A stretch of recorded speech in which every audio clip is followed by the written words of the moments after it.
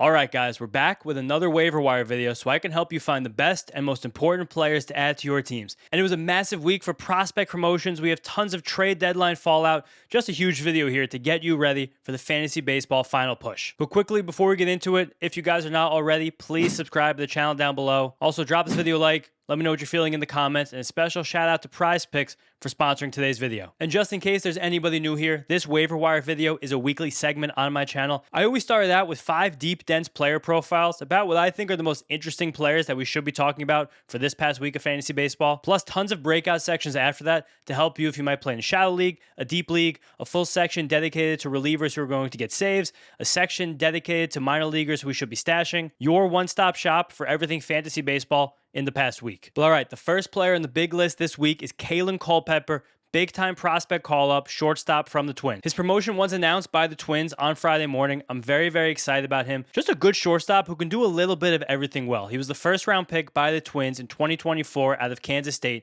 peaked as a top 30 prospect on MLB Pipeline's midseason re-rank, and has easily been considered the top 100 guy for a while. And that's because he's just hit at every single level he's been at as a pro. Was way too good for high A last season, his first full season as a pro ball player. Then he went to double A, was 20% better than league average last year, 22 years old. Good power, good speed, good hit tool. And in this season, playing a full year at AAA, again, he was comfortably better than league average. 14 home runs and 17 stolen bases in 74 games. You guys see those AAA stats above me right there. I just see him as being a productive hitter, especially in those two categories, which will carry extra weight in our fantasy leagues. And then boom, Culpepper smacked a home run in his first career game for his first MLB hit. Wow. He also probably would have come up sooner this year and could have been more productive at AAA this season, if not for a hip strain around a month and a half ago that took away a bit of his season, and again, kind of pushed him down the line for a possible call-up midseason. But he's here now, and again, I'm very, very excited about how I expect him to transition to the big leagues because he is a profile without a flaw. Here are his AAA percentiles per Prospect Savant. Again, there's really no holes. Very good hit tool, low strikeout rate, high walk rate, makes a lot of contact in the zone, makes pretty good swing decisions on pitches out of them, good contact rates in general, solid, albeit not elite raw power, but enough raw power where I expect him to run in some home runs at the next level. I also like that he was really, really good against velocity with AAA St. Paul this year, flashing you guys his velocity stats right now. 867 OPS, 64% hard hit rate against pitches that were at least 95 miles per hour at AAA. And that's a big deal because I think he will struggle a bit more with breakers. He has a tendency to especially chase those, but well-rounded profile, should help right away, and he will stay in this Twins lineup every single day and be their shortstop because he's a very good defensive shortstop. The Twins have mostly started Brooks Lee there, but have rotated through a few other guys. Lee has been productive, slumping lately, not a great defender. Culpepper is walking to the big leagues. That's his job. I'm very intrigued by him in 12-team leagues. Now, before we get to the next player, a quick word from today's sponsor. Prize Picks, America's #1 sports picks app, and they have an incredible brand new offer that I can't wait to share with you guys in just a second. But if you're not on Prize Picks yet, here's why you should be. First up, the app is super easy to use. You just pick more or less on a few player stats, lock your lineup, that's it, you're in. Or maybe you'd rather pick teams because Prize Picks has that now too. Just pick the winner, spread, or total on any game or fight. And I'm just so ice cold right now in my baseball lineups. I have these two going on today, one in earlier games, one in more afternoon games. Hopefully I can get myself out of this funk. And if you guys want to follow along with me in the app, check me out, my username right down here. But now for that big time new offer. Play your first $5 lineup on Prize Picks, and you'll get $150 worth of lineups if you win it. All you have to do is click the link down there in my description and sign up with the promo code HMA. That's the link in my description and the promo code HMA. And boom, you can get $150 worth of lineups if you win your first $5 lineup. That's right, Prize Picks just switched up their offer, so there's no better time to join. And Prize Picks is available in most states like Florida, Texas, California, and New York. So it's time to lock in, win that first $5 lineup, and you can get $150 worth of lineups for signing up with the promo code HMA. Check it out, but please, guys, only play if you know you can do so responsibly. Next up, we have another massive prospect promotion from this past week, George Lombard, shortstop on the Yankees. And there's always going to be big fanfare when a player like Lombard gets promoted. First up, because he's the Yankee shortstop, there's just a lot more weight that comes with that position, that role. Also, he's a big leaguer just 2 months after his 21st birthday. We love that quick progression right there from Lombard, who was a first-round pick a few years ago by the Yankees, flew through the system, has peaked as a top 10 prospect, basically at consensus in a lot of different lists, and he has a big up arrow in general, which I'll get to in a second. Also, just to make all this reach a fever pitch, his first major league hit this past Tuesday was a home run. Great moment for him, great moment for his family, also because his brother, Jacob Lombard, Also his first professional home run in the minor leagues that day. Crazy, unbelievable stuff. The other thing about Lombard that will carry him, and is basically the biggest reason why he's already in the major leagues, his defense is silly good, like ridiculously good. Already a handful of highlight reel plays in just a few major league games. And if he was one of the top few defenders at any position in all of baseball within the next few years, I wouldn't be surprised in the slightest. A true gold glove caliber shortstop. First one of those the Yankees have basically had in franchise history. And all the hoopla and fanfare aside, he does have a very good chance to be a really, really, really good baseball player. Aided by that glove as the big foundation. Big improvements at AA this season after he spent the end of last season there. Was only there for about a month this year, went to AAA, still didn't really miss a beat, wasn't as productive as he was at AA, but in terms of H to level production, especially fueled by power and defense, he didn't really have any other boxes to check. But I am a little bit skeptical of where his short-term production is for fantasy baseball specifically right now. Swing and miss will be an issue for Lombard. It was an issue as he was in the upper minors. He had a very high whiff rate at AAA. He had a very low in-zone contact rate. There's genuine hit tool concerns with his profile. Also, while his power is quite good, it's not great with just a 111 mile per hour max exit velocity, 104.5 mile per hour 90th percentile exit velocity, with a genuine ability to pull the ball in the air. But with hit tool concerns, I'm not sure if that power is enough to make him 12-team viable right now in his first few weeks of big leaguer. He has tons of times to progress and eventually be able to bring that offensive profile closer to where he is defensively and be a very good player. But I think right now what's going to happen is he's going to run into a bunch of home runs. He's going to struggle to hit for any kind of average, but walks will drag him up near 300 on base percentage and again, make him very useful in real life. But right now in terms of fantasy, I like Culpepper more in the short term, being more well-rounded, more likely to hit the ground running as a hitter. But also just have to call out with these big prospect promotions, with some other ones we're talking about in the deep league section, and whatever we expect to get over the next 2 weeks, it's prospect season once again with the PPI service time eligibility deadline for players to maintain their rookie status next season only coming in a week. And these major league teams right now, the margins are so thin in these playoff races, they're going to want these young guys in their lineups. Next up on the big list is an early season favorite of the channel, Mo Ballesteros, now catcher on the Angels, traded at the deadline from the Cubs for relief pitcher Ryan Zefferhan. I'm just really excited for Mo Ball to get a chance to play every day again. He had an insane start to the season with the Cubs, but then his playing time became a bit sporadic. He fell off quickly and eventually got demoted, as that Cubs team just has a lot of very, very viable big leaguers. Now, since he's been an Angel, he started 3 games in a row, 2 of which against left-handed pitchers as the left-handed batter Ballesteros, meaning he's going to be an absolute full-time player rest of the season. And the biggest thing about Mo Ball is to help him with his fantasy value, the Angels have been playing him more so at catcher. As of Saturday, he's now started 9 games at catcher this season after playing catcher a few times early on with the Angels, which means in most of our fantasy leagues, he only needs 1 more start at catcher to become catcher eligible. I think he's going to be hitting enough for the rest of the season once he is catcher eligible to be an impact player, definitely in 2 catcher leagues, but also sneaking into possibly doing so in just 1 catcher 12-team leagues. Projections like him to play at about a 20 homer pace with about a 725 OPS. We saw him sustain much better production than that when he was red hot to begin the season. And we have such great minor league data on Ballesteros, being so good age to level through the upper minors, having a 113 max exit velocity at AAA last year, a 111 mile per hour max exit velocity in the big leagues this year. When he's right, he makes elite swing decisions, has a good hit tool, and has really good power. He's just very hitterish, has a great feel for the zone as well. I see Ballesteros having the potential to get hot and be one of those special lightning in a bottle players, potentially with catcher eligibility as we move through the last 8 weeks or so of the season. Next up on the big list, another friend of the last few months, it's Dylan Cruz. I'm just trying to let it happen right now with Cruz. He's making improvements as the season goes on. He's playing better. He's been more productive at the plate. I am not leaving him on waiver wires in many of my leagues, mostly because right now we're having really positive swing decision trends from Cruz, which is something we desperately needed to see after the way he started the season.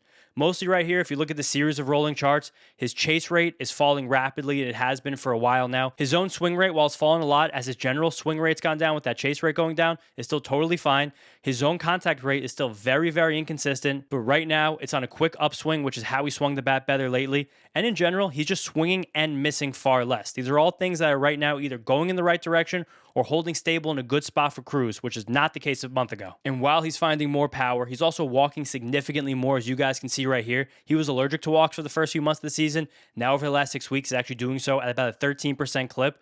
And this is all happening while the batted ball data is still quite good for Dylan Cruz. Hits the ball hard consistently, has very good bat speed.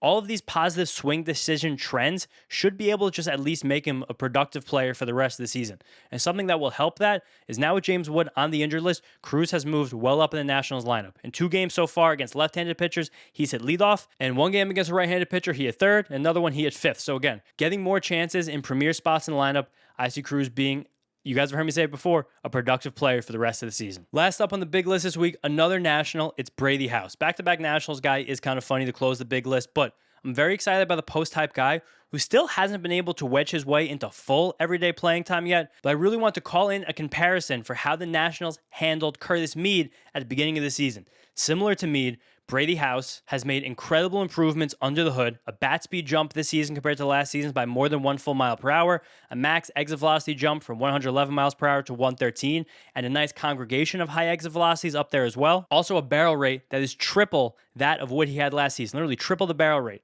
A big reason for that, though, is because right now, just like how the Nationals brought Mead along as a right-handed hitter who wasn't a very good defender at third, House has mostly been getting his starts against left-handed pitchers. He's mashing them. I think that's a big thing. But with development at the forefront of the concerns for the Nationals the rest of the season, I do think they're going to find more opportunities for Brady House in the coming weeks. With that being said, he's a guy with this level of underlying data, with his pedigree, with the improvements I'm seeing in a short period of time. I'm grabbing in my deeper leagues. I'm grabbing in my dynasty leagues if someone's sleeping on him, and someone I'm really focused on as we move through this later part of the season. Now, that's the end of the big list this week, but like I told you guys at the top, we have a bunch of breakout sections now to help you in any league you might play in, starting off with the guys who are not rostered enough in shallow leagues. Schoenberg is leading this for the second consecutive week, still only 74% rostered. I don't know if I can find 25 better starting pitchers in Major League Baseball than Sean Burke right now. The way he's developed the rest of his repertoire off his high-riding, good extension, good velo fastball, it's a marvel. He's awesome. Same goes for Troy Melton, 66% rostered, way too low. Again, these are roster rates on ESPN leagues. Trevor Rogers, similarly, didn't start out the season well, has now sustained like 2 straight months of good ball. He will be a factor in all 12-team leagues down the stretch. Griffin Jack's the same, 48%. I don't know why Griffin Jack's still so lowly rostered. He strikes the world out. Peter Lambert, 43%. He's very comfortably been a top 40 pitcher this whole year. And again, if you guys have noticed, I've really focused a lot more on pitchers in this section because I had 5 bats in the big list because it was an odd week for pitchers, but I'm talking about a lot of them right here. Here's a bat, though. Caleb Durbin, 42% rostered. Similarly, like 2 straight months of really good production from Durbin at the plate, hitting in a premier spot in the Red Sox lineup and pulling tons of fly balls. Exactly what was always the plan there. Ian Seymour, 26%, still getting tons of swing and miss. Not pitching super deeply into games, but I still like him in 12-team leagues as relief pitcher eligible starter. Carson Bench is on a heater right now for the Mets. 24% roster is too low for someone showing this level of power, hit tool, and speed all at the same time. Noah Cameron probably should have been on the big list this week, 21% rostered, 3 insane starts in a row where he's striking out the world. The whole repertoire has come together beautifully, and this is the kind of Noah Cameron we saw last year, where all of his pitches interact in such a nice way, where there's fastballs high, there's changeups that fade away, there's sliders and cutters on the hands, and there's curveballs in the back foot of right-handed batters that it becomes a great repertoire to get righties out as a left-handed pitcher, but he's starting against the Dodgers in a 2-start week on Monday, so I wanted to hold off one more week I'm putting Noah Cameron in the big list. I want to see him beat the Dodgers first. Royce Lewis, 18%. He's eligible at first, second, and third in most of our leagues, and he's had a few months of nice production now. Dustin May, 17%, now on the Brewers. I know we've been burned by May this year, but there was a great note from Ken Rosenthal's trade deadline article that came out on Friday on The Athletic saying that Brewers officials viewed May and Kevin Gausman as the only starters besides Skubal capable of starting a playoff game. That shows the massive confidence that the Brewers have in May, and we saw that based on the huge prospect package they gave up to acquire May for only a few months. If the Brewers have a plan, I'm going to follow it. So I like Dustin May a lot rest of the season because I think they're going to do some fun stuff with him. And then lastly, Chase Mydroth, 11%. Huge game in one of the games of the season on Thursday night as the White Sox sadly fell to the Red Sox in 13 innings, but he's finding more power this season. Hasn't really come with anything under the hood, so that's why he's in this section, not the big list, but highly productive second baseman. Next, we have the closer report, which can help you guys if you're seeking saves in your leagues. I want to start out with Steven Cruz. Looks like he's taking the closer job in Kansas City from Alex Lang. Cruz throws 100 miles per hour, has a nice little color slider thing. I think he's a good reliever, not a great one, but he is a closer. Brandon Garcia, I'm pretty sure is still a closer in Arizona. They haven't had someone convert a save in a week, but between him and Juan Murillo, I see the saves going to those two guys rest of season, with Garcia possibly having an edge. Emilio Pagan somehow was not traded by the Reds at the deadline, and they've been hot lately, so he's been saving a bunch of games. I also want to give a quick shout out to the Mets bullpen. They traded like 4 or 5 relievers at the deadline. Devin Williams realistically being the only guy that's stuck, who's been there the whole year. But he also didn't pitch this week because the Mets brass said he was dealing with arm fatigue. If Devin Williams winds up being shut down, and I could see the Mets doing that because I think right now they're soft tanking, someone's going to wind up getting saves. I just don't know who it is. Kodai Senga has looked good in a one-inning relief role. Jeffrey Yan took the world on fire, but I don't think he's going to be the closer. Daniel Duarte got the save for the Mets in the game where Devin Williams was unavailable. Chase McDermott showed some stuff. Dedniel Nunez just came back off the injured list. You guys are hearing these names, not exactly murderer's row, but if Devin Williams is out, opportunity will be aplenty for random relievers in this Mets bullpen to get saves in your deeper leagues. Also, we assume that Jeff Hoffman, after being traded from the Blue Jays to the Twins at the deadline, would walk into the closer role, but Yoendrys Gomez has still been getting save opportunities for them since then. So maybe Hoffman just winds up being the highest leverage fireman. We'll see how that develops. Also, with Raisel Iglesias throwing 20 pitches on Tuesday, Didier Fuentes came in, got the save for the Braves on Wednesday, and he really looked the part in a 4-out save. I do wonder if now, with how well he's pitched in a high leverage role this season, if maybe he grabs some more of those save opportunities as the Braves try to save Iglesias for the playoffs. Also, I shout out Giovanni Cruz in a lot of my trade content. He looks like he should be the best high leverage reliever the Nationals have right now. And if anybody in your guys' league snap dropped Tanner Scott when Edwin Diaz was activated by the Dodgers off the injured list, I might try to sneak in and pick him up. Diaz has looked dreadful in 2 weeks. Yeah, 2 weeks now off the injured list.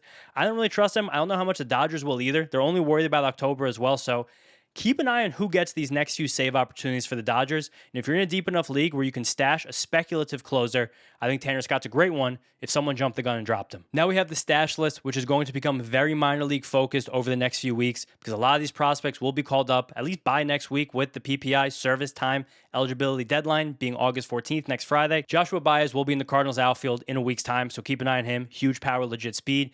Cade Anderson, I'm also sure, will be in the Mariners rotation at some point. We're going to talk about Bryce Miller towards the back of this video, but Cade Anderson is going to walk into the league as a top 25, 30 pitcher in the show. Emmanuel Rodriguez, I think, should get a chance for the Twins. I think maybe this Kalen Culpepper call-up could be a little bit of foreshadowing, a bit of a preamble for the Twins getting aggressive with young players. And without Byron Buxton, Rodriguez is blatantly the best center fielder in the Twins organization. But also, even though he's not on the 40-man roster yet, Walker Jenkins might get a look too. One of the top prospects in baseball, playing really well in AAA. But again, the Twins would have to make a 40-man roster move for Jenkins. They wouldn't have to do that for Rodriguez. Franklin Arias is getting reps in AAA for the Red Sox. I see him contributing by the end of the season. And newly traded River Ryan to the Tigers from the Dodgers, still tending to a hamstring injury that happened a few months ago. But once he rehabs, I think he's going right into the Tigers rotation and could be highly effective once he gets there. Now we have a big, long list of deep league players to add this week, starting out with not the deepest league player, but someone who I'm sure we've forgotten about in shallower leagues, even most 12-team leagues. Eugenio Suarez is sustaining a very high barrel rate over the last 3 weeks of play. The swing and miss is still pervasive, but I see Suarez always having the tools to get hot on a moment's notice, and the Reds have some magic cooking right now.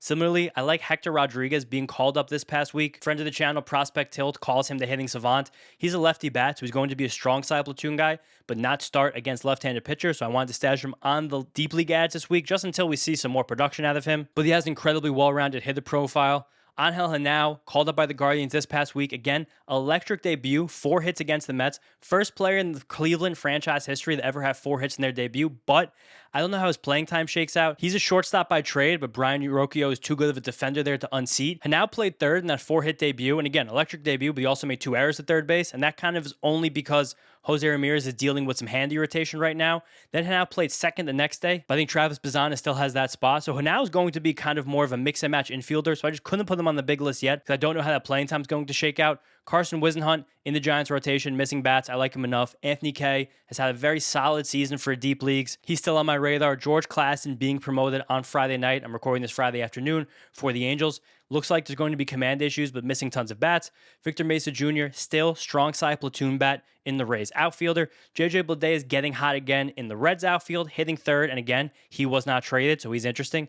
Mitch Bratt and Cole Drake, the 2 starting pitchers the Diamondbacks acquired for Merrill Kelly at the trade deadline last year, have both flashed. I like Drake's stuff more, but Bratt's enjoyed a bit more success, had a really good start earlier this week, so those are guys to watch out for. Sean Manaea's velocity is fully back. He's been highly effective for the Mets, going on like 3 full months now. Kyle Leahy also is in a nice spot right now with the Cardinals. He's mostly helping his defense help him. I don't love him as a starter, but I think in the deep leagues he's really worthwhile. Cooper Pratt keeps hitting, keeps getting better for the Brewers. Oslavas Basabe has hit leadoff sometimes for the Giants as a multi-position eligibility guy. Very deep league look right there. Christian Encarnacion Strand. There's a big one to grab from this section. Starting at third base on most days for the Orioles, hitting for tons of power, just tons of power. He always had really, really good raw tools. Kind of fell out of favor very quickly in Cincinnati, getting a good shot right now in the Orioles and showing something. Taylor Trammell, similar boat. He's been with a lot of different teams, but he's playing every day. He's been highly productive for the Astros. Jackson Jobe is returning this weekend for the Tigers. I'm stashing him all the way at the end of this video. If he pitches really well, he's a big list guy next week, but we saw him struggle to miss bats in his short stint with the Tigers last year.